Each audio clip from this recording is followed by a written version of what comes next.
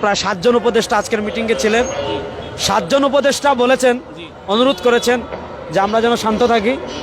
আমরা তো শান্ত, তাবলিগ তো কাজই শান্তির কাজ।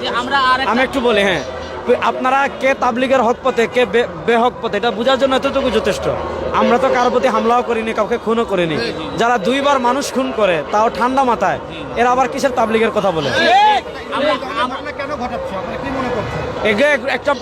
এগুলো পরিকল্পনারই অংশ। আমরা মনে করছি এটার পিছনে বড় কোনো ষড়যন্ত্র আছে এবং বাংলাদেশকে একটা অশান্তি করা এই মুহূর্তে, যাতে সরকার বেকায়দায় পড়ে, রাষ্ট্র বেকায়দায় পড়ে।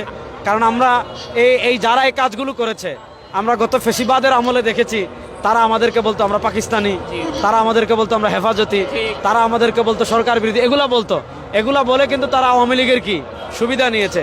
এখন তারা এই কাজগুলোই করছে। সুতরাং এটার পিছনে বড় ধরনের কোনো ষড়যন্ত্র থাকতে পারে।